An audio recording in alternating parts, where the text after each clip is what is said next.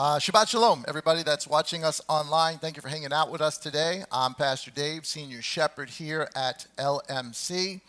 We're going to be beginning today a brand new series. We've been talking about it for a while. I've been almost a year now preparing for this. We're going to be talking about the calendar and a whole bunch of other stuff because this really isn't just about the calendar. This is a much, much bigger topic than I even thought at first. And so we're going to be doing it a little bit differently than we've attempted it before. This is going to take, as Pastor Matt said, a few weeks. And there is just too much information, too much to talk about to fill it into an hour on a Shabbat. We'd be doing it for the next 6 months if I did that. So we're going to do Shabbat service. We're going to be doing our Wednesdays, as PM said. And then, of course, discussing these things and trying to chew through them, maybe at Hidden Manna as well. So I really hope that everybody takes the time and the effort over the next 3-4 weeks to really keep up with all the stuff that we're doing, be part of it, because ultimately we are going to get to the calendar. We're going to talk about the calendar. We're going to be on a calendar because the fall feasts are just around the corner, and we certainly want to be on, we want a calendar to guide us for the fall feast. But there's more to it than just the calendar. There's a story, and we have to understand the story.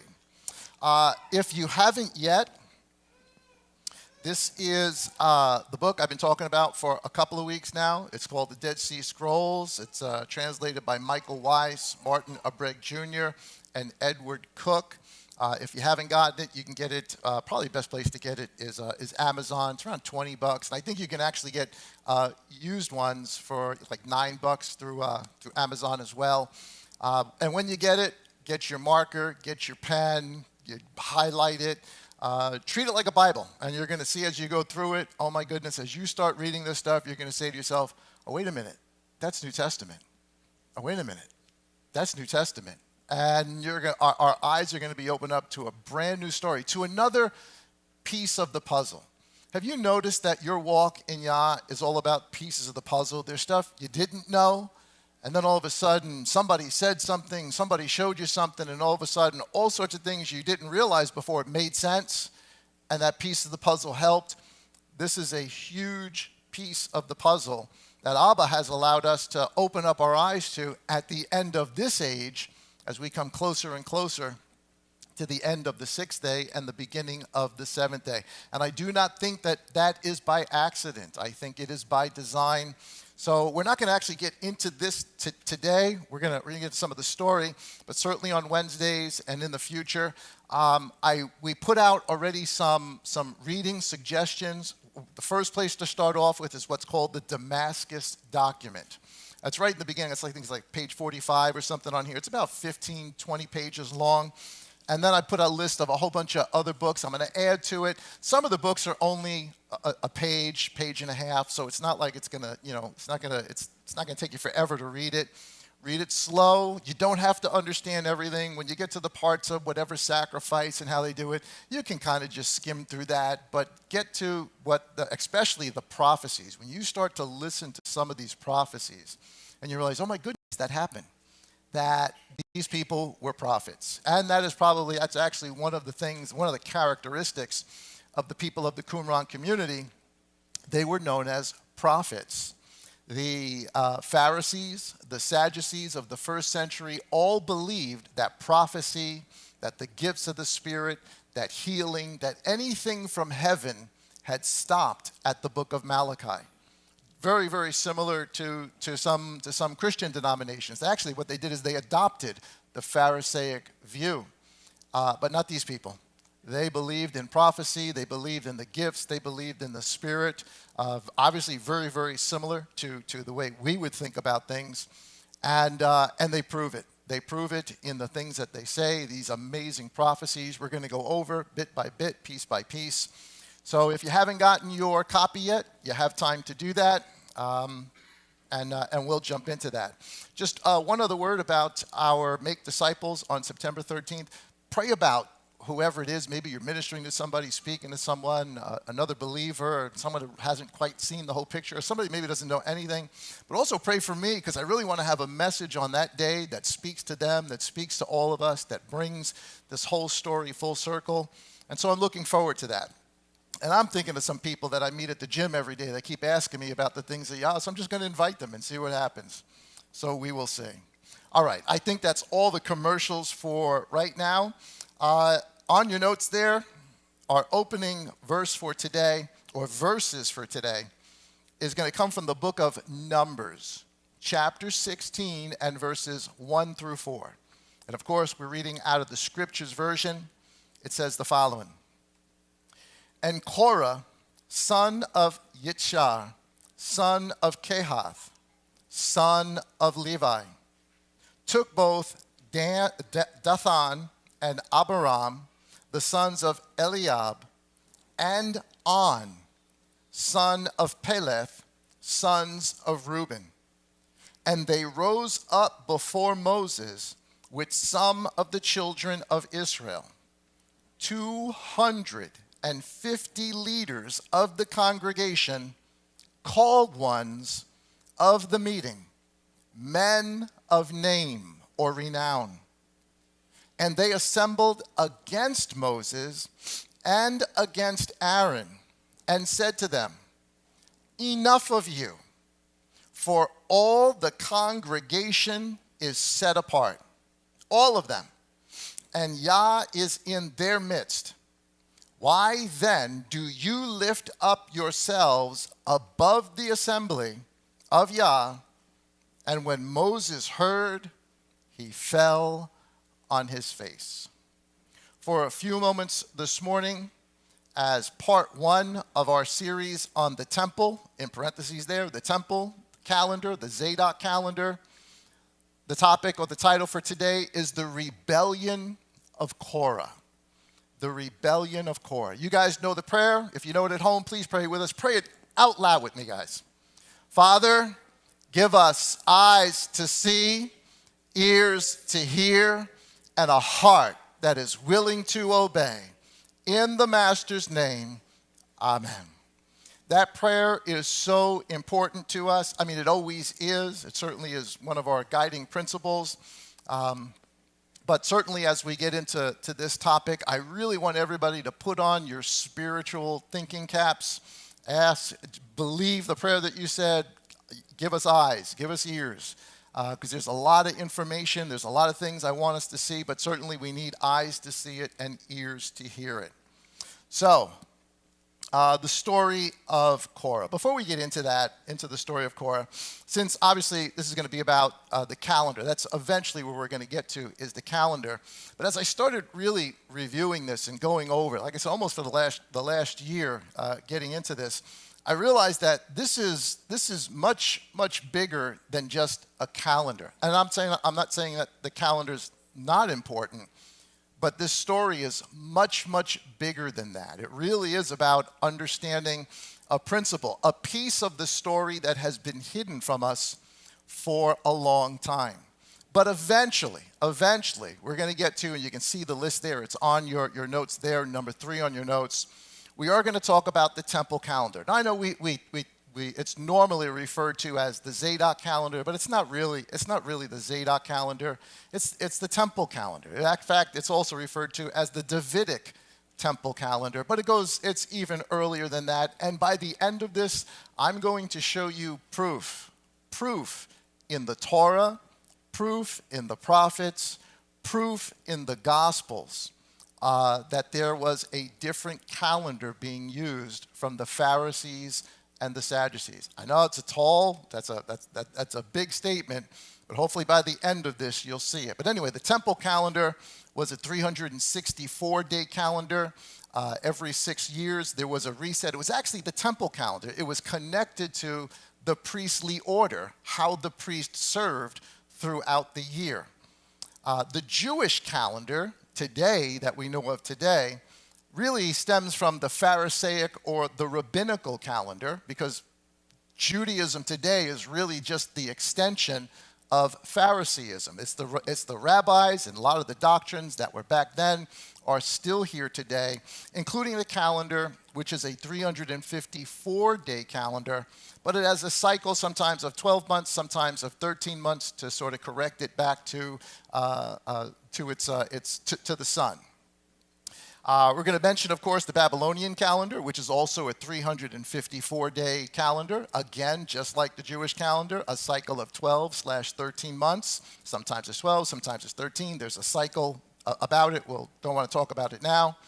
We're also going to mention the Greek calendar, which is going to become very, very important because it also was a 354-day calendar with a cycle of 12/13 months. And of course, we all know this one because we're most familiar with this, the Gregorian calendar, which is a 365.25-day calendar with a leap year every 4 years. These are the general calendars. You don't have to know all of this stuff now. I'm just putting it out there. But here's what I want you to know about the calendar. Now, I found this both in the Catholic Encyclopedia, and I also just went on to AI and just asked some questions, historical questions, to try to get some references here. And this is from AI. I asked, wow, what was the ancient importance of a calendar? Or not even the ancient importance, even today, the importance of a calendar.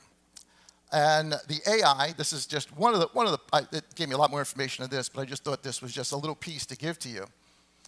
The AI said, priestly control over the calendar conferred considerable social and political power or authority. That's going to become a really big word. By regulating the calendar, priests could influence the timing of state decisions, agricultural practices, and the allocation of resources. In some societies, like ancient Egypt, of course, this is where Israel comes out of, the high priest could even rival the Pharaoh's power. In the Catholic Encyclopedia, they too say that the calendar is the show or the mark of authority or the mark of their authority, because if they said it, those that follow them follow that calendar. So there's power in a calendar, and there is. I mean, think about it. The calendar that is set for us today, everybody lives by it. You do what you do or you don't do things based on the calendar. If you just happen to say, just as a for instance, let's just say we were still doing Christmas or Easter or something like that, and let's just say we decided, hey, you know what? I want to do Christmas on July the 9th. I don't want to do Christmas on December 25th or January 6th. There's some parts of Christendom that have they practice the Three Kings on January 6th. But let's just say we decided, you know what? I think we're going to do Christmas on July. What did I say? July 9th, 6th, whatever it is. Well, you'd be the only one doing it, and there would be no Christmas sales for you. There'd be no sales online. Everything would be full price. Everybody else would probably be paying summer prices for hot dogs and hamburgers and 4th of July. You would not be doing what everyone else is doing while everybody else is following the calendar, following the instruction that has been given to by whatever authority is that says, this is what we do at this season, this is what we do at this season, and we all do it. From the calendar right down to the very week that we have.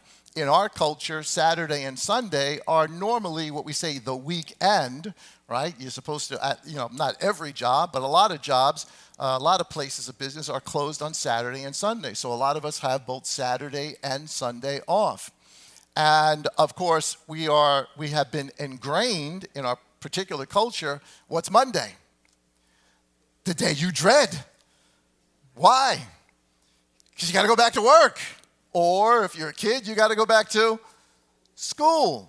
And so it does affect our lives. Not just affect, it gives us the parameters of what we're actually going to do each and every day. So it's powerful. It's important. And so with that, however, I say that I want to let you know that this teaching, what we're going to do over these next weeks, is about much more than the calendar.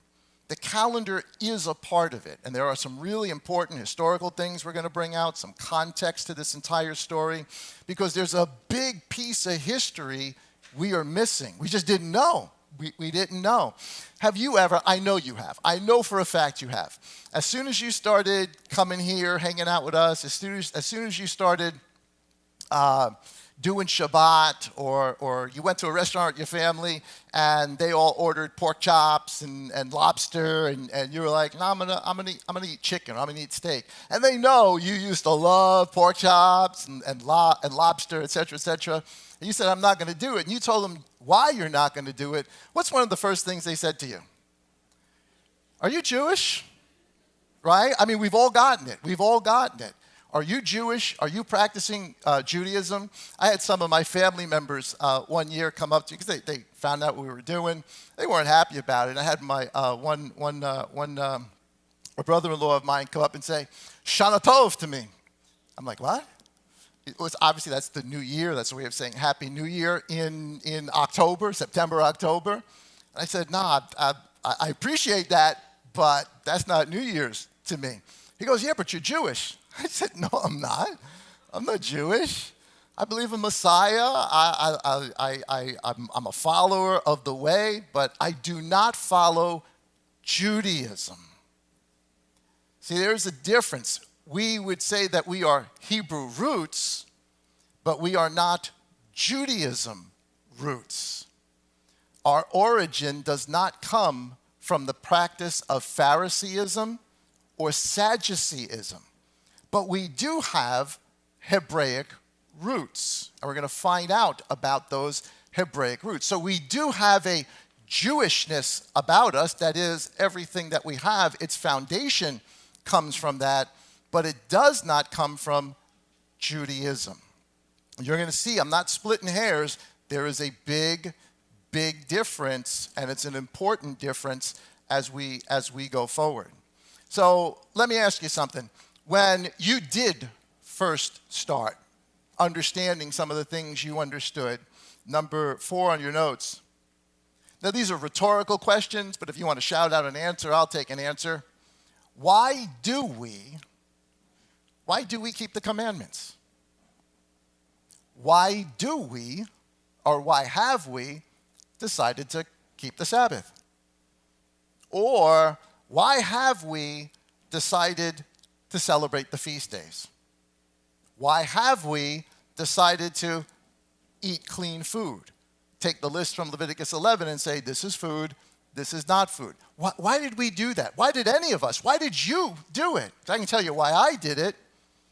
Now, before I say why, how long was it in your life that you didn't do those things? And yet, you had love for Messiah. You had love for Messiah. You said the sinner's prayer. You were reading your Bible. You were hearing messages week after week after week after week. Some of us went to Bible college, seminary. We went on retreats. We went to revival meetings. We did all of those kind of things, but we never saw that. Even though we were reading our Bibles, it just didn't click.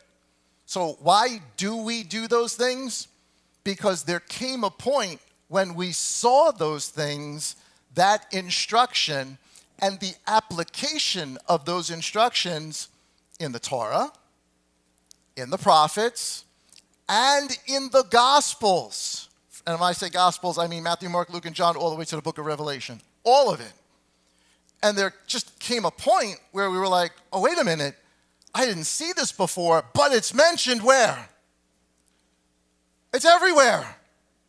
It's everywhere. How many times is Sabbath mentioned in the Bible? I mean, I don't even know. That'd probably be a good question to go out there and pose. How many times is the Sabbath mentioned in the Bible?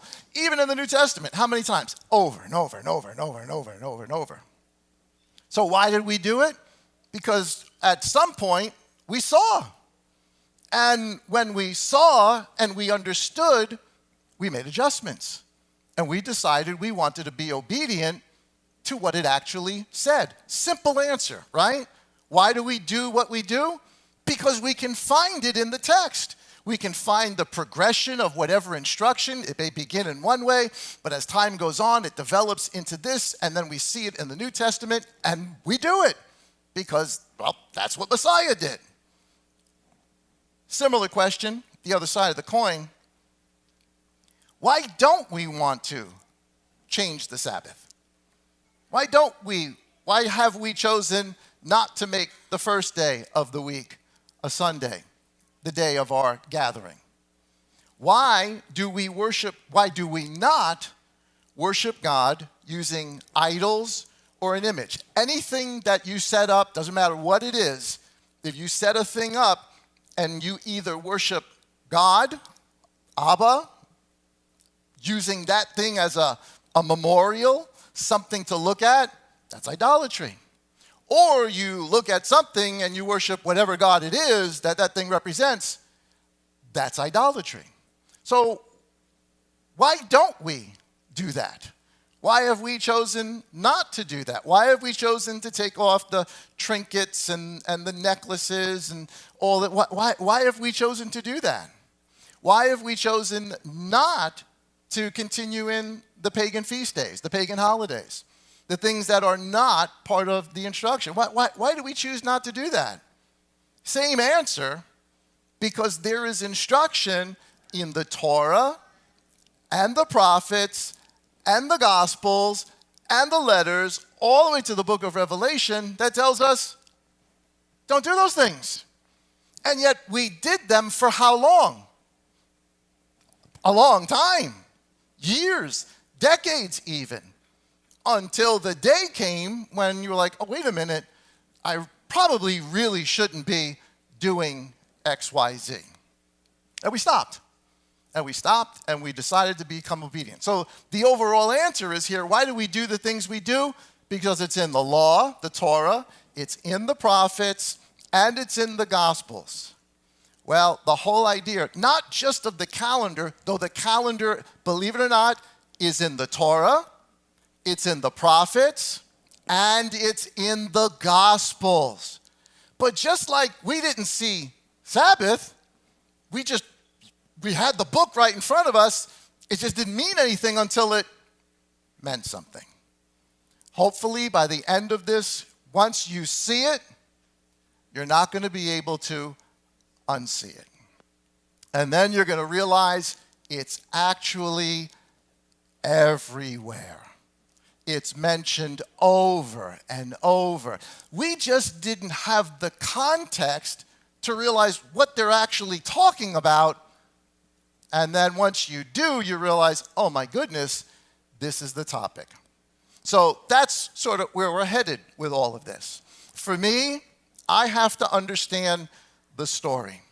I have to understand the progression of thought that Father has given us from the Torah to the prophets to the Gospels. To understand anything, that's how we do things here. For every message you hear, we always go back to the Torah. And then we go through the prophets, and then we get to the Gospels, and then we get whatever our understanding is at the end, and we're like, okay, so you can see that thin red line that goes all the way through to prove that whatever it is that we're trying to say is valid because it's everywhere. It's consistent. Well, that same principle, that same idea of understanding the story from beginning to end is necessary, not just for the calendar, but for understanding why the calendar is important. What the group around that sets the calendar, that's responsible for the calendar, why that is so important. Beloved, there is nothing new under the sun. Hebrew thought is what? Cyclical. Things keep happening over and over and over. So we can find a principle or something that happens in the beginning, like Passover.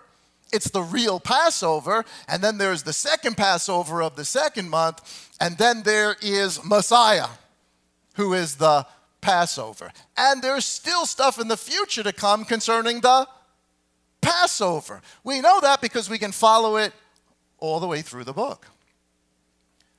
It has to be. If this is true, if there's validity to the Qumran community, to the Zadok priesthood, to this whole story, then it must be found in the Torah, in the prophets, and in the Gospels. It has to be. Because if it's not, well, then it's not. And we need to move on and do something else. But hopefully I'll be able to show you that it is.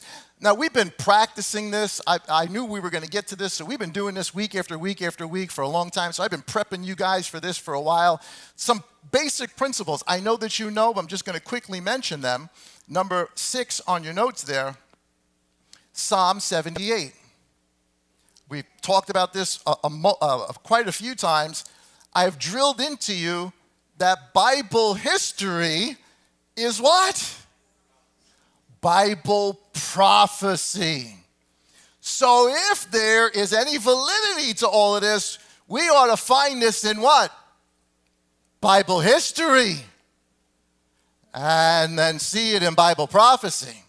And it will occur again and again and again as a cyclical thought, not a linear thought, a cyclical thought all the way through the text, all the way through history. So Psalm 78:1, I know you guys know this, but I'm going to say it again. My people, give ear to my Torah. Incline your ears to the words of my mouth. I open my mouth in a parable. I utter riddles of old, which we have heard and known, for our fathers have related them to us. We do not hide them from our children, relating to the generation to come the praises of Yah. If you remember, the word generation to come is Acharon. Acharon means last generation. So there's a story, there's a parable. The Torah is a parable that's supposed to be related from generation to generation to the utmost generation. So by the time the utmost generation comes, they understand the entire parable. We understand the story. Verse 5, verse 4, we do not hide them from our children, relating to the generation to come the praises of Yah and his strength and his wonders which he has done.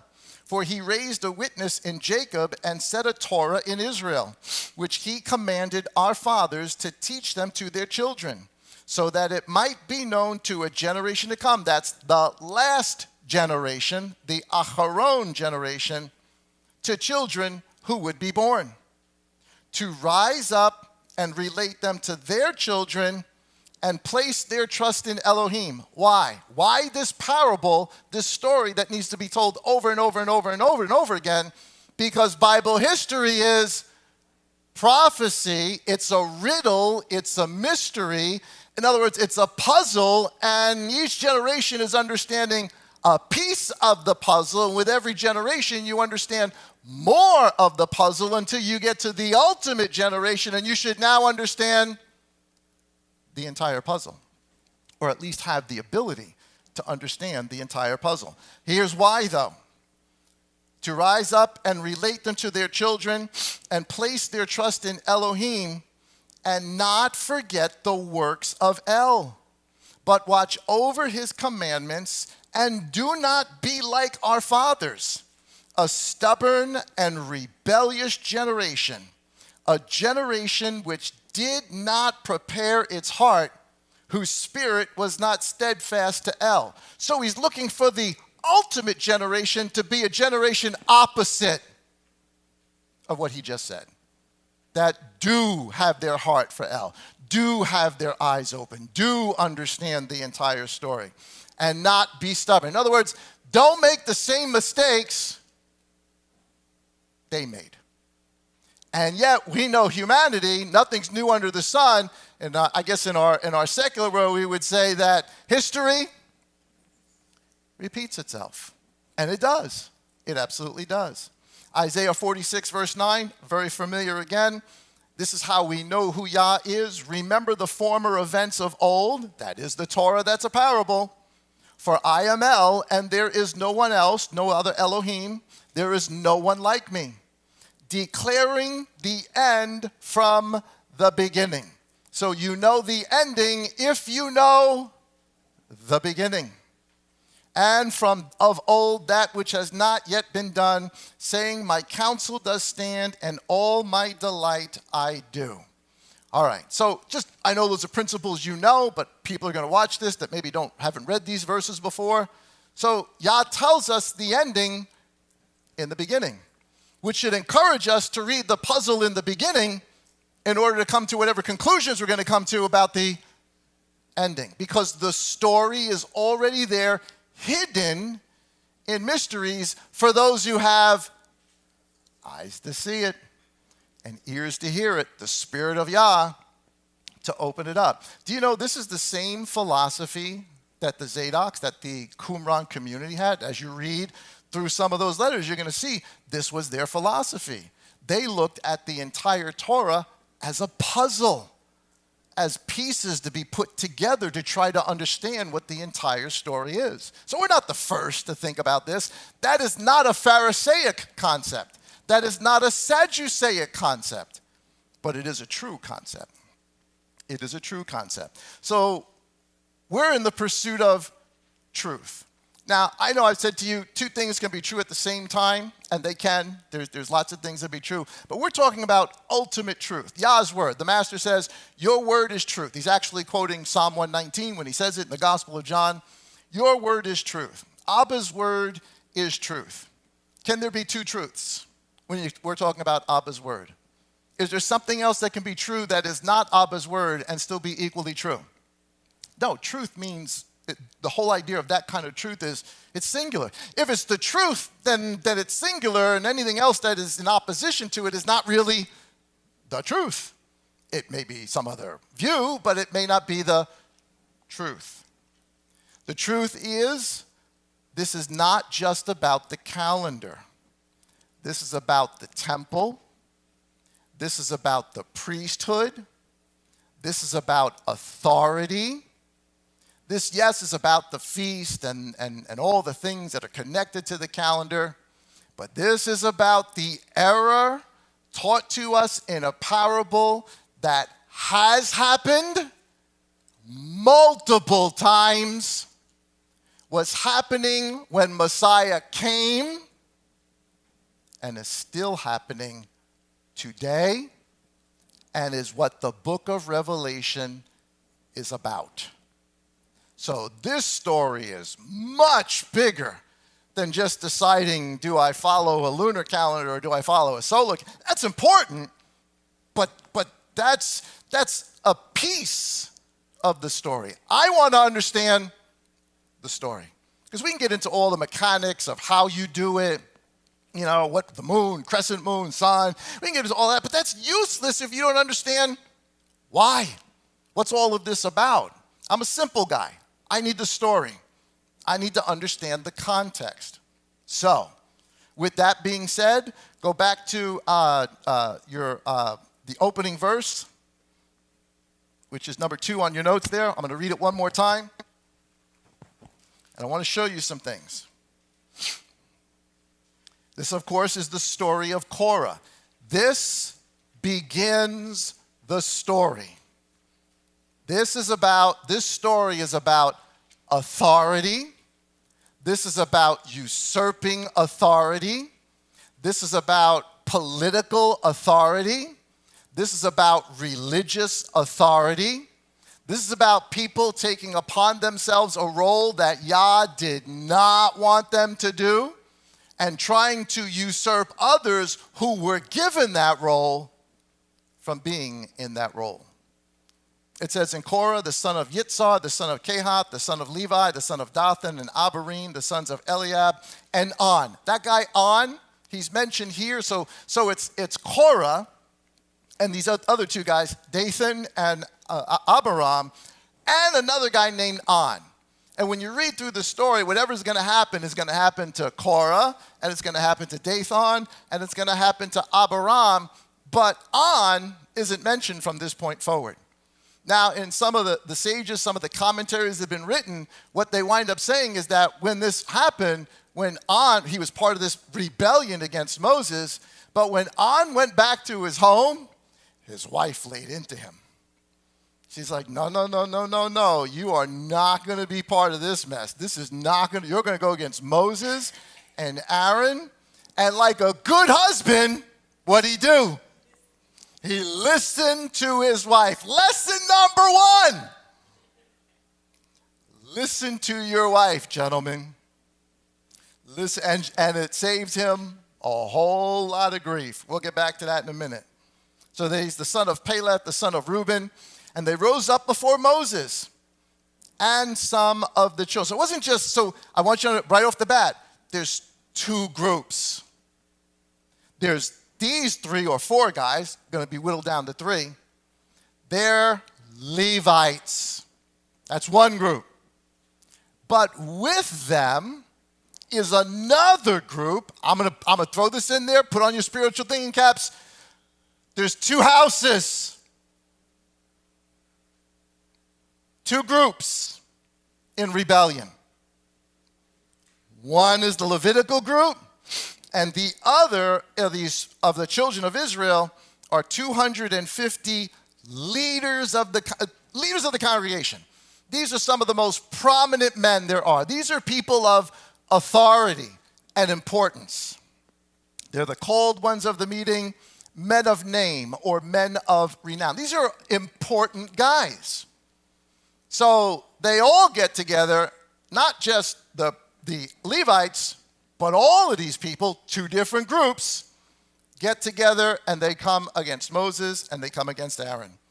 And they assembled against Moses and Aaron, another 2 groups, and they said to them, enough of you, for all the congregation set apart, all of them, and Yah is in their midst. Why do you then lift yourselves above the assembly of Yah? So let's put this in perspective. What did they just accuse Moses and Aaron of? Why are you guys in authority and we're not? We're all children of God. We're all holy. How come you got power and we don't? That is Korah and those that follow him and this other group of people with him. And Moses hears this and he falls on his face. He realizes this is not good. This is actually very, very bad. Number 7 on your notes is where this story continues.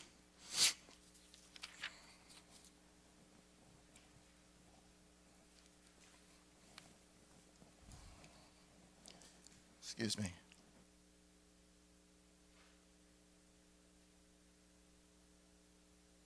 Number 7 picks up at verse 3 again.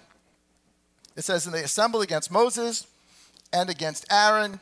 So we're going to read through like 90% of the narrative because there's no way just to give you 1 or 2 verses of this narrative and understand what's the story, what's going on. So we're actually, I know I normally don't do this all the time, but we're going to read through at least 90. I skipped some of it that I'll explain, but we're going to read right through the narrative. So if you've never read this before, this will be the first time. If you've read this before, this is a good reminder to you of what the story is.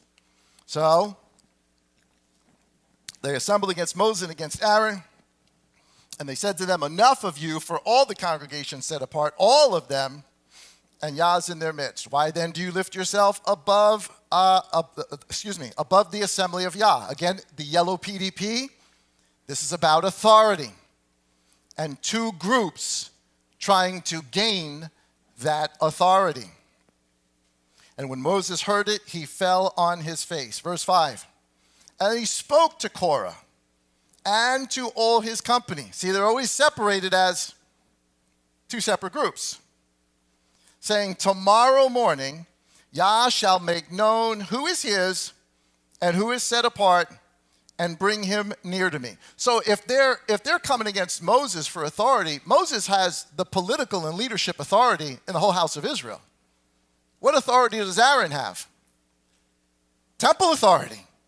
He's got the offering authority, and we're going to find out as we read through more of the Torah that temple authority winds up to become the entire authority to set the calendar, to set the dates for the feast, to set how to do the feast, to set the entire instruction, to be the ones when people got a problem, you come to the priest, and they're going to work that out for you. They're going to be the people who make the decision during controversies. That's going to come. Right now, there's only a couple of priests.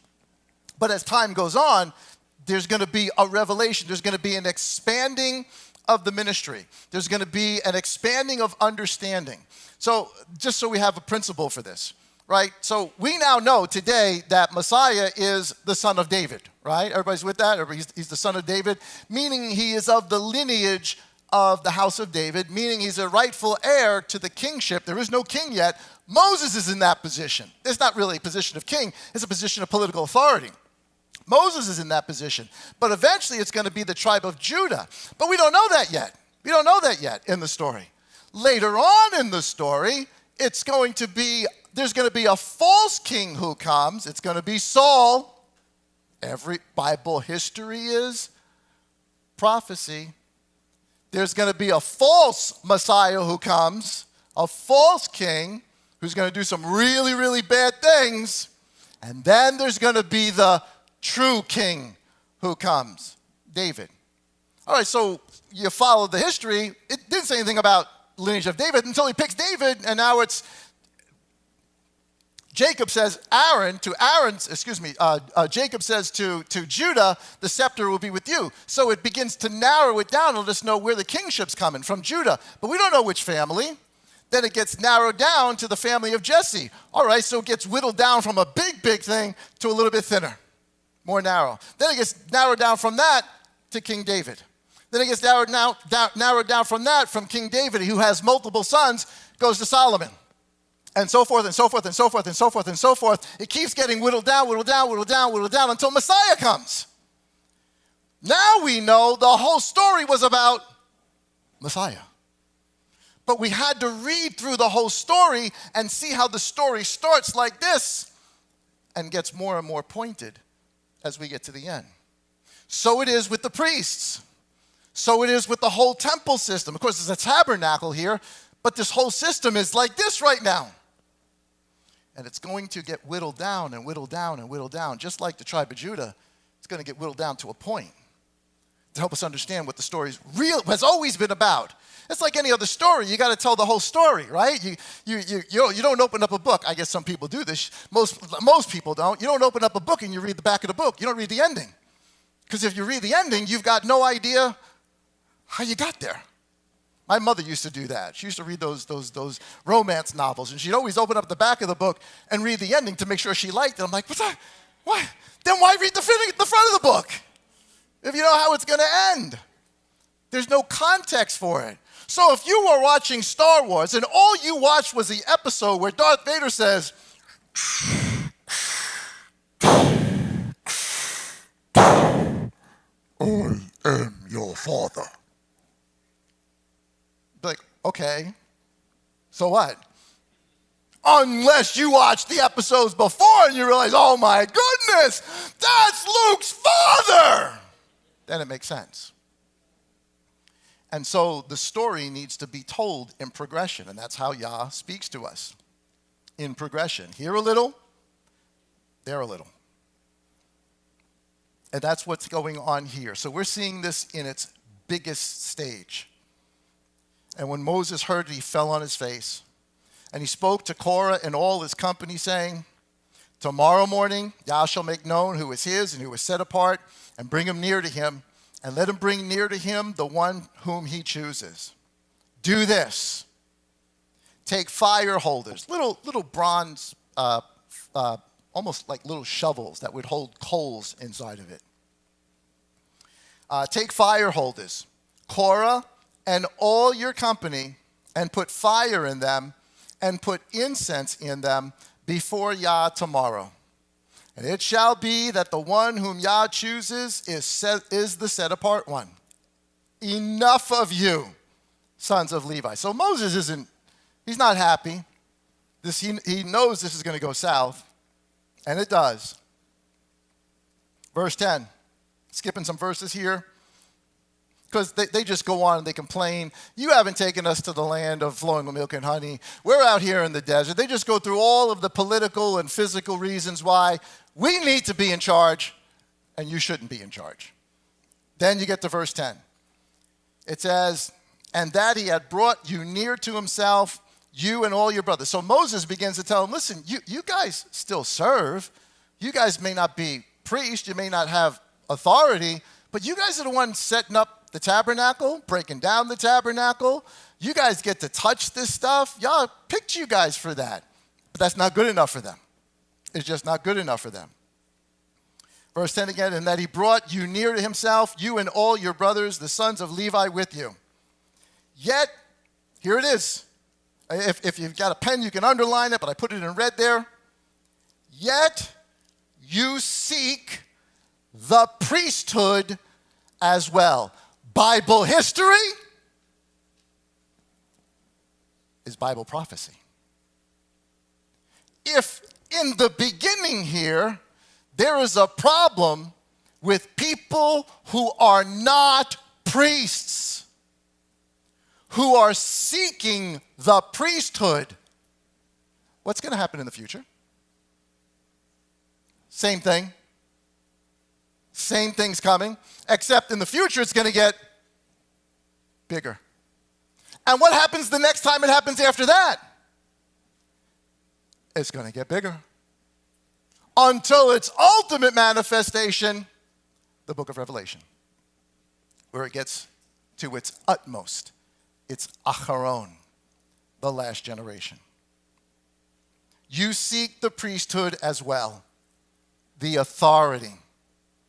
Therefore, you and all your company are set against Yah. Don't forget, these people came from Egypt.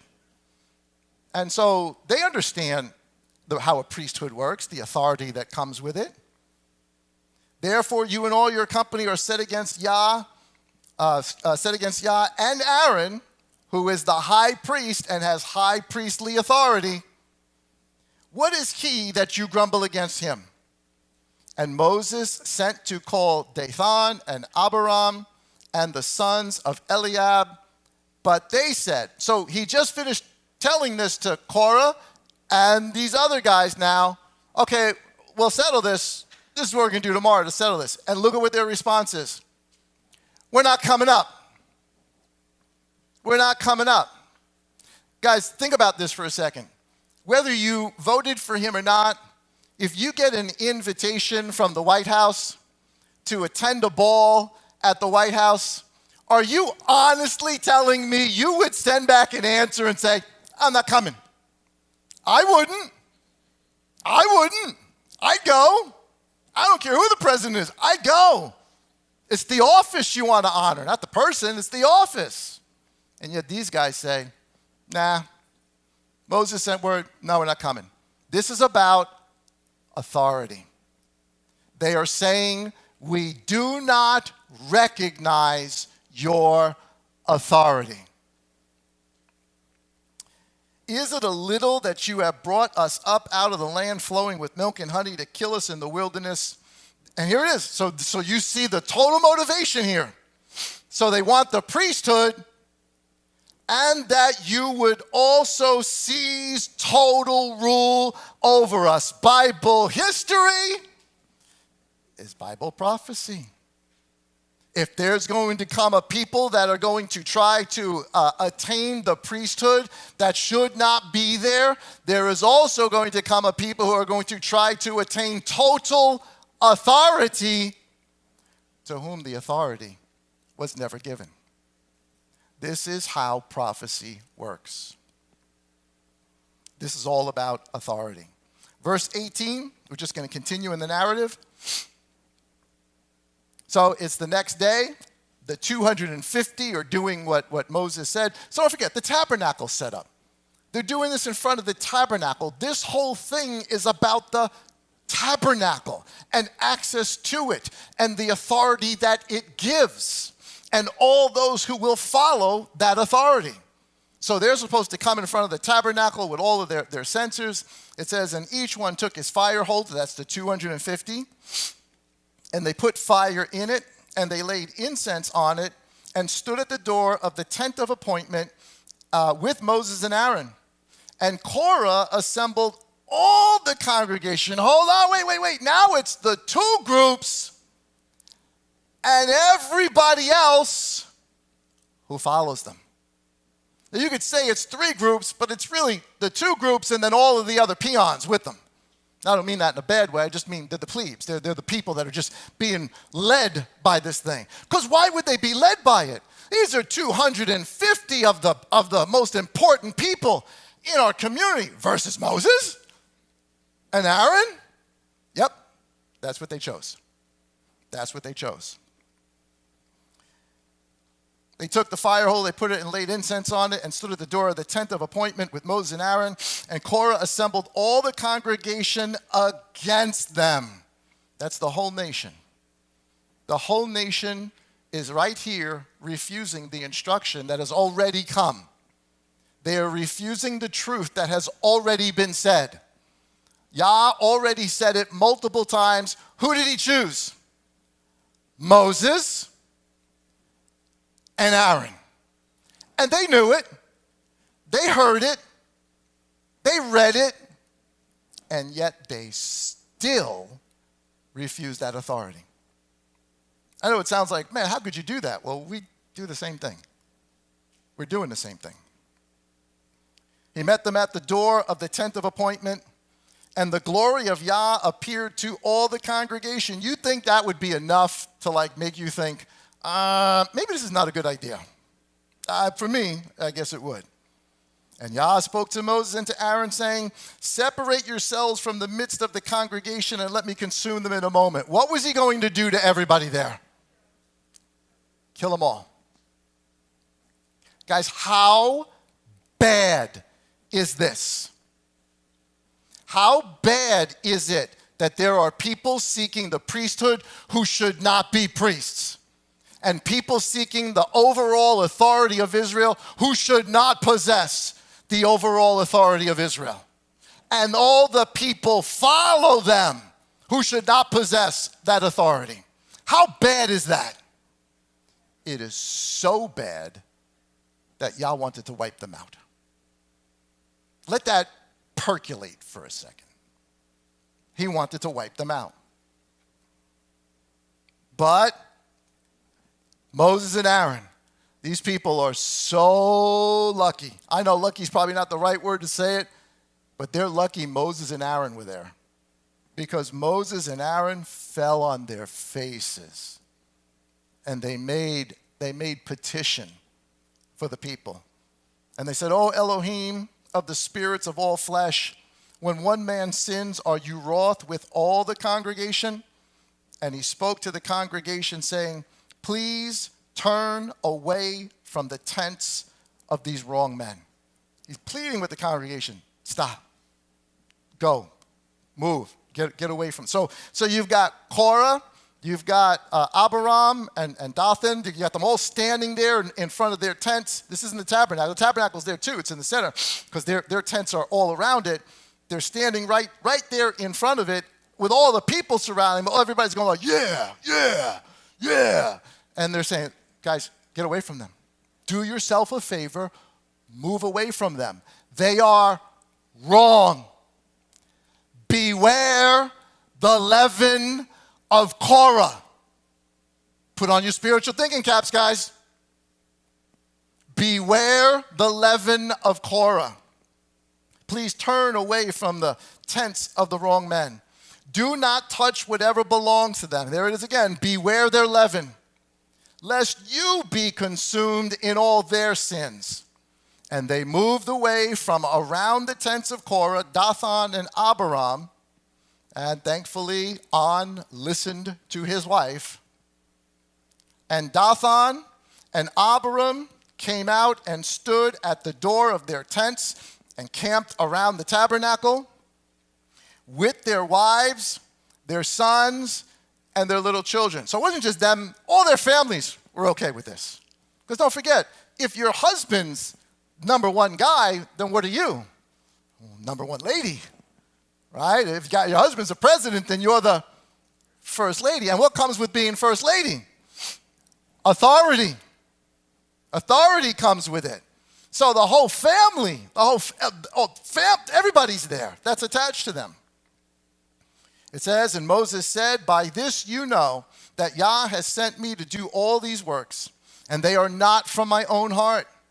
If these die as all men do, or if they are visited as all men are visited, then Yah has not sent me. Listen, if they die of a heart attack, they die of a stroke, they die of old age, they get the flu, it turns into pneumonia, and they die, then, you know what? That's a natural death. If an enemy comes in and a stray arrow hits them in the heart and they die, that's a death of natural men, especially in this day. But if Yah creates what is unheard of, and the earth opens its mouth and swallows them up with all that belongs to them, and they go down alive into Sheol, into a pit, then you shall know that these men have scorned Yah. I want everybody right now to sear these words that are read up there, sear them into your memory. This is important because Bible history is Bible prophecy. This is big. So if I'm telling you, if I'm doing what Yah said, something crazy is going to happen. And of course, here it is, number 9, I think, on your notes. Verse 31. And it came to be, as he ended speaking all these words, that the ground under them split apart, and the earth opened its mouth and swallowed them up, with their households and all the men with Korah with all their goods. You can see a little artist rendering there. Today, I guess we might say a huge sinkhole. And I'm not even sure that that's what this is, but I think that's maybe a way we could. You ever see that? Sometimes Florida places, you just, all of a sudden a sinkhole opens up and a building is gone. And you look down and it has like no end to it.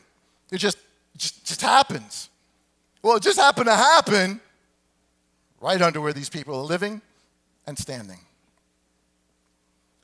So they and all of those went down. They went down alive. Sear that into your memory right now. Put your spiritual thinking caps on and sear that into your thoughts. They went down alive into Sheol, and the earth closed over them, and they perished from the midst of the assembly. So it's not just a sinkhole. It's a sinkhole, and then the sinkhole, just sort of sucks up. So this isn't really a sinkhole. But anyway. So verse 34. And all Israel who were around about them fled at their cry, for they said, lest the earth swallow us up. These are the same people who were saying, yeah, against Moses, yeah, against Aaron. Now they're all running, they're doing remember with Pirates of the Caribbean, remember Johnny Depp when he ran? Now they're all doing that. They're just running in every direction, lest Yah swallow us up. At that same instant, you got the 250 other guys, the other house, the other group. And fire came out from Yah and consumed the 250 men who were offering incense. They killed them while they were alive. I guess you can't kill them if they're dead, but they were standing there living, and all of a sudden, they're toast. I can't even imagine what this must have looked like, what this must have smelt like. In an instant, they are nothing but ash and vapor. And the only thing that's left on the ground is the brass incense holder that they were holding on to that survives the fire. Bible history is Bible prophecy. So this happens, and Moses tells Aaron to talk to his son Eleazar, who would become the next high priest. Say to Eleazar, son of Aaron, the priest, to pick up the fire holders out of the blaze, for they are set apart. Now, what? So why would the fire holders be set apart? Because the people who were holding them weren't set apart. What just touched them? The fire of Yah just touched them. Whatever the fire touches is set apart, is atoned for. Fire cleans. The first time Yah cleaned, he did it with water. The next time he cleans, he's doing it with fire. Bible history is prophecy.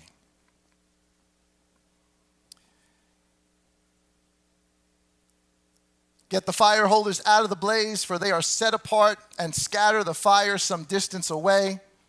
The fire holders of these men who sinned against their own lives, let them be made into beaten plates. In other words, they're going to make a plaque. They're going to make a bronze plaque, because these are all bronze or brass fire holders. So they're going to meld them together. They're going to beat them together, put them in the furnace, beat them together, and they're going to engrave something on it. Why would you engrave something on a plaque? If something's engraved, like the 10 Commandments are engraved in stone. Why are they engraved in stone? To remember this principle forever. So, take these fire pots,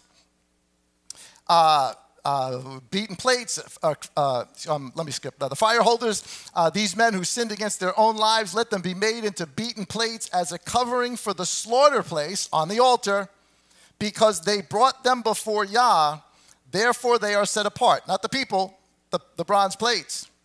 And let them become a sign to the children of Israel. And Eleazar the priest took the bronze fire holders, which those who were burned up and were brought, and they were beaten out as a covering on the slaughter place. And here's what it says, or was engraved on them, or what is the remembrance of them. A remembrance to the children of Israel, that no stranger who is not of the seed of Aaron should come near to offer incense before Yah, and not be like Korah and his company. This is engraved. Why? So that you never, ever forget it. But we know history is cyclical. And we are stiff-necked people.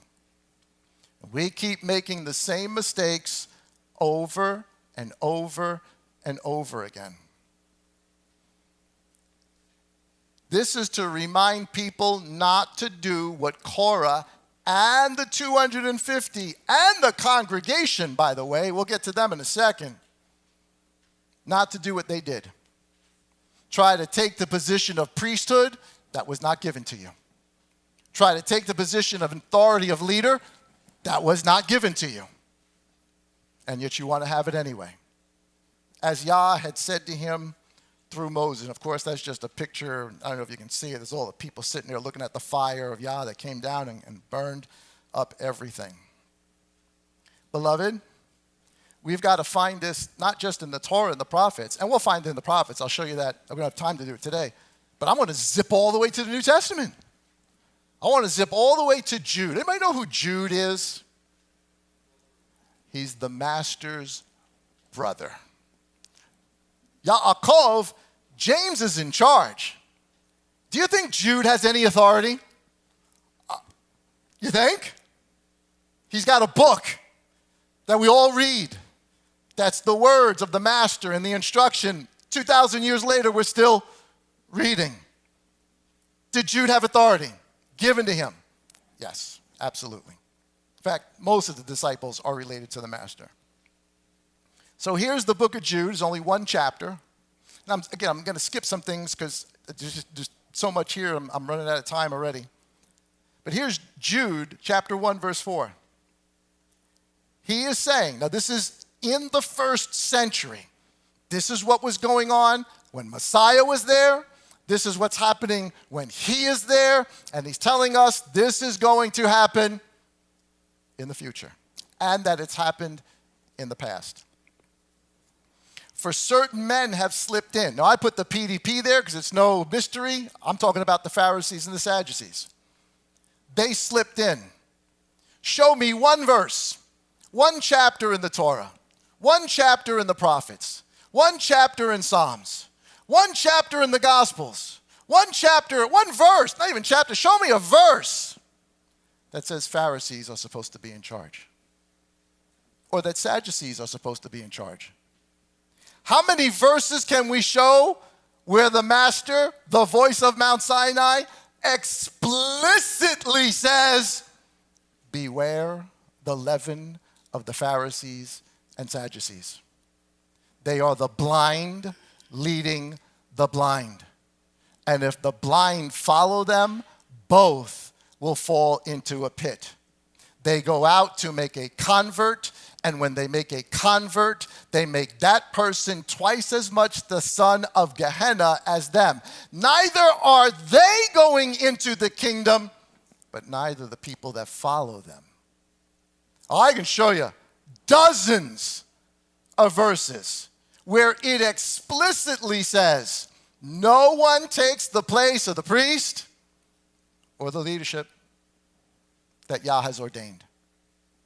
And a plaque was made so that we never forget it. And yet, for certain men have slipped in, Pharisees and Sadducees, whose judgment was written long ago. Here's the PDP. Guess when their judgment was written? Numbers 16. It was written in the account we just read, and other places you'll find out.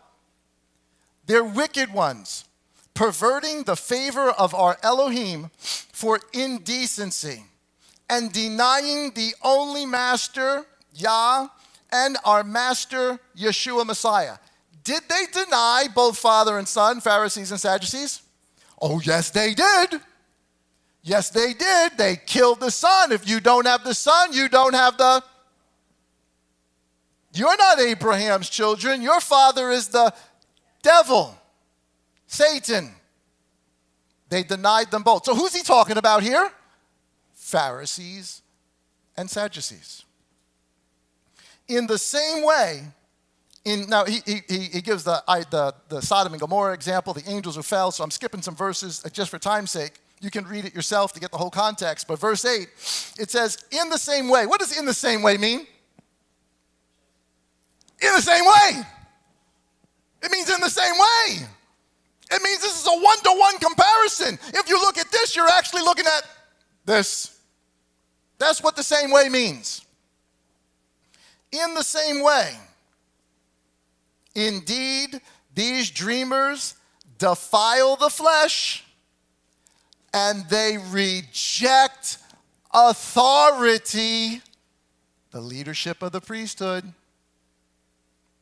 And they speak evil of the esteemed ones, the priest. In this particular case, we're going to find out it's the Zadok priests. Woe to them, because they have gone the way of Cain. Now, I'm not going to get into the whole story of Cain. You know the story of Cain and Abel. The basic summary of the story of Cain and Abel is that Cain brought an offering that was unacceptable. If these people are in the same way as Cain, they are bringing offerings that are unacceptable. Woe to them, because they have gone the way of Cain. And of course, what else did Cain do? Committed murder. Well, did they? Yeah, not just Messiah, lots of other people, but they killed Messiah. And they also wanted to kill even Lazarus or Eliezer. These are the leaders. These are the priests. This is who Yah ordained. Woe to them, because they've gone the way of Cain, and they gave themselves to the delusion of Balaam for a reward. So not only, they are just like Cain, their offerings are unacceptable, but they're just like Balaam, who did what he did for money. He did it for money. He did it for reward. He did it for finance, for profit. Well, is that what the Pharisees and Sadducees were doing? The master says you go into women's houses, you make reward of them, you take all the things from these widows, you steal from them. Woe to you, Pharisees. So they're just like Cain, They're just like Balaam. To gain position through wealth, the high priesthood was bought. You had to buy it from Rome. You had to purchase it from Rome. Woe to them. They gave themselves the delusion of Balaam for reward and perished in the rebellion of Korah. He's telling us the people of his day are doing the same thing Korah did. And other stories as well, but our focus here for this morning is Korah. What did Korah do? He wanted the authority and the place of the true priesthood and the true leader of Israel. That's what he's doing. That's what they are doing. These are rocky reefs in your love feast. Because there were Pharisees that were in the synagogues. There were Pharisees among them. There were even Pharisees who became to believe Messiah. Nicodemus believes in Messiah. Right from the beginning, you could see he's got a heart towards Messiah. Why didn't Nicodemus stand up and say something the whole time? Why didn't he put his foot down? Why didn't he say, listen, I'm going to give up my entire Pharisaic lifestyle if you condemn this man and put him to death? Why didn't he say that? Because he would have lost his position if he did. He would have lost his money if he did. He would have lost his authority if he did.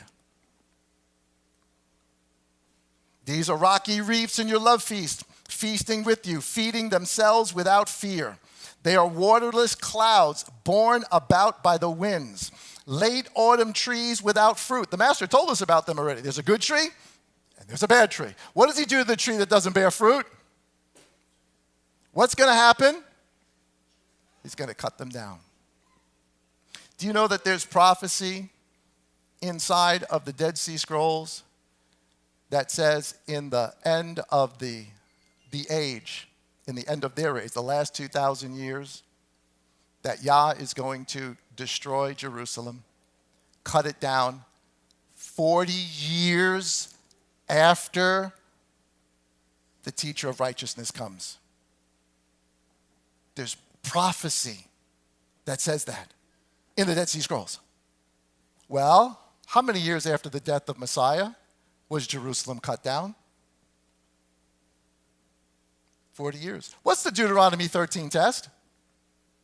If someone says they're a prophet and what they say does not come true, they ain't no prophet. But if they say they're a prophet and what they say comes true, what are they? Prophets. They are prophets. I'll show you that during the week. And it's in the Damascus reading, the first one I asked you to read. They are pulled up by the roots, wild waves of the sea, foaming up at their own shame, straying stars from whom blackness of darkness is kept forever. And Enoch, it says Hanok, that's the way it's actually probably pronounced. We would say Enoch. So here is Jude, the brother of Messiah, as proof of what he's saying, quoting what book? Enoch. Well, the Pharisees didn't bother with Enoch. The Sadducees didn't really care. The Sadducees were deists. They just thought you died, you lived, you died, that was it. There is a God, but God doesn't really care about us. Pharisees did believe in a resurrection and all the rest of that, but they didn't. They're the ones that removed these books from the hands of people like us for over 2,000 years, and those that followed them. And yet, Jude says, see, you can't deny this. I'm not telling you. Jude is telling you this. Jude says, and Enoch, read by the Qumran community, who are governed by the Zadok priest, that's just fact, the seventh from Adam, also prophesied of these. He's saying Enoch was talking about these people. Saying, see, our Yah comes with his myriads of set-apart ones to execute judgment on all, on both groups and those who follow them, to punish all who are wicked among them concerning all their wicked works for which they have committed in a wicked way, and concerning all the harsh words which wicked sinners have spoken against him. If what Enoch said is true, then we ought to be able to find this where? Somewhere in the text. It's got to be there. Well, we've got the reference. He's saying, well, he's talking about Korah. But he's also talking about something to come. The two groups plus those who followed them. Back to the narrative, Numbers 16, the next verse. They make the plaque, and the warning is, do not be like Korah and his company. And we now know from Jude, did they adhere to that? Nope. Because Jude's telling us they're like Korah. They're doing the same thing Korah did, and the same thing Balaam did, and the same thing Cain did. And be not like Korah and his company, the two groups. Again, I'm just putting it in there to give you a reference for you to start thinking spiritually here. Not just two groups, two houses. We're going to get into this. Not today, but we're going to get into this. Two houses. As Yah had said to him through Moses, but all the congregation of the children of Israel grumbled against Moses and Aaron on the next day. Are you kidding me? You just saw the earth open up and swallow Korah and everybody with them and all their family, and simultaneously a pit opens up and others die by fire, a death of a pit and fire. And now you're upset with Moses and Aaron the next day? They are the blind leading the blind. And if the blind follow the blind, both shall fall into the pit. They grumbled against Moses and Aaron the next day, saying, you have killed the people of Yah. And it came to be when the congregation assembled against Moses and against Aaron. Remember, Yah was going to wipe them out before, but Moses and Aaron petitioned for them. And here they are again, that they turn toward the tent of appointment. So they're going to petition again because they know it's coming. And see, the cloud covered it, and the glory of Yah appeared. I'm skipping down to verse 46. So Moses and Aaron said, so all of a sudden, people start dropping like flies.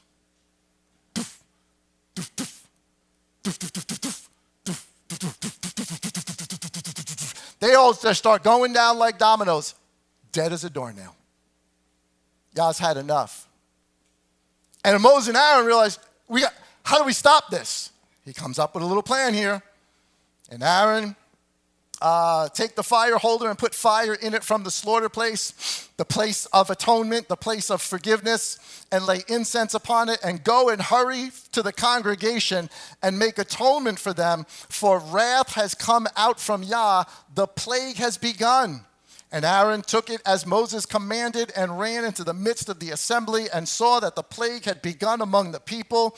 And he laid on the incense and made atonement for the people and stood between the dead and the living, and the plague was stopped. Oh, thank goodness for them. Moses and Aaron were there, who is the rightful priest and the rightful leader. And those who died in the plague were 14,700, beside those who died on the account of Korah. Oh, my goodness. What a story. Bible history is Bible prophecy. Enoch said, this is going to happen again. If he's a prophet, it will happen again. Quick review. I'm almost done. Jude, number 13 on your notes. Jude/Enoch, quoting Enoch, said that judgment is going to come on all. The two groups, that's me putting it in there, and those who follow them. The 250 leaders of the congregation called out ones of the meeting, men of name desiring political authority as Moses. I put there just a little thing to make you think. I'm not going to explain it now, but hopefully you can run with this and we'll talk about it later. They are, or they symbolize, the beast. We would say anti-Messiah or antichrist, most would know it as. Korah, Dathan, Abiram, and all their families, all Levites, but none of them are supposed to be in the priesthood. They wanted to be priests and have high priest authority, like Aaron. They are false prophets. And all who follow them. But all the congregation of the children of Israel grumbled against Moses and against Aaron on the next day, and they died in a plague. All of those who received their mark. Oh, you're starting to see what I'm getting to here? Was Enoch right? Yes. Yes. What's the Deuteronomy 13 test? If what he says is going to happen, it happens. Here it is, book of Revelation, chapter 19. And his eyes, the Messiah, the return of the Mashiach, the true king. And his eyes were like a flame of fire, and on his head were many crowns, having a name that had been written, which no one had perceived except himself. And having been dressed in a robe dipped in blood. And his name is called the Word of Yah. And the armies in heaven, dressed in fine linen, white and clean, followed him on white horses, which is what? Who says? Enoch. This is what Enoch said. They followed him on white horses. Verse 20. And the beast, PDP, the 250 leaders, was seized, one of the houses, and with him the false prophet, Korah, Dathan, Abiram, who worked signs in his presence by which he led astray those who received the mark of the beast and those who worshipped his image, the congregation. The two rebellious houses were thrown alive into the lake of fire, a pit with fire. Do you have that mentioned anywhere else? Korah. Korah. This is the story of Korah. This is Korah. This is Revelation 19. But they're the same story. Because Bible history is Bible prophecy. The two were thrown, what? Alive. Alive. Into the lake of fire, the pit, burning with sulfur. And the rest of the congregation were killed with a plague. A sword which came from the mouth of him who sat on the horse, and all the birds were filled with their flesh. You know what the only difference is in these stories? Obviously, one's this, the other one's that. They're the same story. This is why Jude says, Enoch spoke about this. He spoke about the thing that happened with Korah. This has been written before, and it's coming again. It was happening in Messiah's day, this whole story, and it's happening in our day, today, as well. We've got a whole group of people that are trying to build a temple. I think what they're going to find is the tabernacle. And one day, don't be surprised if they tell us they found the ark. And don't be surprised if somebody starts calling themselves high priest and is willing to do sacrifices. That will be Korah all over again. All over again. Do you know what's missing, though? There's no Moses and there's no Aaron to stop the plague. This is it. This is what it's always been about. This is the end story, the end game. But if you read the end of the book, this story, okay, you can understand some of it, but when you read the beginning of the book, Doesn't this now have a lot more meaning to you? Or it should? Now, I know this is kind of depressing, and I want to leave you on a good note. It's a study, so, we're studying. We're not doing what the traditional sort of get together. I'm going to tell you you're good and God loves you and everything's going to come up roses and he's going to give you your mortgage payment and he's going to give you the husband of your dreams and your wife is going to be like a model and, your kids are going to just be absolutely perfect and wonderful and they're going to listen to everything you said and you're going to get the job of your dreams and all of these wonderful things. You're going to hit the lotto and the government's going to say, you don't have to pay. I'm not going to tell you any of that's going to happen. I know you'd like, and people like, to hear preachers tell them that. But I do want to minister to you. I do want you to walk out of here with a little bit of okay, this is tough. I feel a little beat up. I'm kind of sore, but it's a good sore.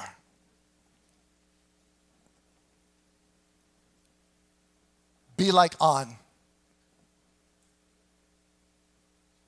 Be like On. Yeah, we were all in the middle of it, guys. All of us. And you know what? Our husband spoke to us. And we repented. And we decided, I don't want to do that anymore. And we're not going to be counted among Korah and the others. Oh, somebody say amen. That's good news. It really is good news. This is the story. This is the context. And I've only told you about this. There's other stories that keep telling this story when the two houses split. There's what the northern house does. And then there's what the southern house does. And it's part of this story. And if there's if all of this is the working of Satan behind the scenes, and Satan is trying to be, as Isaiah 14 says, I want to be like the Most High. I want to exalt myself on the sides of the north, Jerusalem. I want to have my own feast days, my own Moedim. I want to be in the midst of the congregation. He wants to do what Messiah will do. What is Messiah doing? He will eventually bring both houses back together. What is Satan going to do? Oh, he's going to bring both houses back together, but they will be rebellious houses. The story of Korah. That is Yah's word for you guys for this morning. The rebellion of Korah. The temple or Zadok calendar, part 1. Be like On. Be like On. Got to get a t-shirt that says, be like On. Nobody will have any idea what that t-shirt means. At all, whatsoever. Be like, what? What? Be like On. Or, in short, listen to your wife. Don't tell Karen I said that. This is a bigger story than just the calendar. I'm not saying the calendar's not important. It is. But we don't understand the importance of it until we understand the context to which the calendar is attached to. We have to understand the narrative to understand the importance. And there's a big piece of the puzzle we've been missing. And it's been missing for 1600 years. More than that. From the first century. It's not missing anymore. It's not missing anymore. We have access to it. We can understand the entire parable now. We can look back and look at the whole story. And according to Psalm 78, that's the Acharon generation that does that. And they'll tell their children about it. Because the age is coming to a close. When? I don't know. I'm not telling you it's tomorrow, next year, 5 years. Doesn't matter. I want to understand. I want us to understand. I want us to try to do the best we can while we are here with whatever information we have. And on that day, right or wrong, we could say, well, we found it in the book. We saw it in the Torah. We saw it in the prophets. We saw it in the Gospels. So we did it. I think you can stand on that. I think we can all stand on that. I think we've already begun that. This is just the next step in the process. So Abba, thank you for the mysteries. Thank you that the secret things belong to you, but that in Messiah, you are revealing all mysteries, and that you give us eyes to see, ears to hear, and hearts that are willing to obey. Show us the story, Father. Help us to understand, to put this in context, to see the Gospels as you have ordained for us, this generation, to see them. And then give us great boldness that we might tell others. We ask this in the name of our high priest, Yahusha, Yahushua, the Messiah, in his wonderful, wonderful name. We say amen and amen. Guys, thank you so much for hanging out with us today. I know it went a little bit long, but I condensed it. Trust me, I tried to condense it. Join us on Wednesday. We're going to do some more stuff, probably get into a little bit of the book, start talking about some prophecies, some history. I'm going to give you other stuff to read too as we go through the week so you guys can do some of your own reading. Get the book, get the book, get the book, the Dead Sea Scrolls, get it. At least read the Damascus document. It's right in front. I think it starts at page 45. It's about 20 pages long. Read it, familiarize yourself with it. You don't have to be a scholar about it. Just read through it, and we will talk about it. In the meantime, guys, enjoy the rest of your Sabbath. Say with me, everybody, Shabbat. Peace.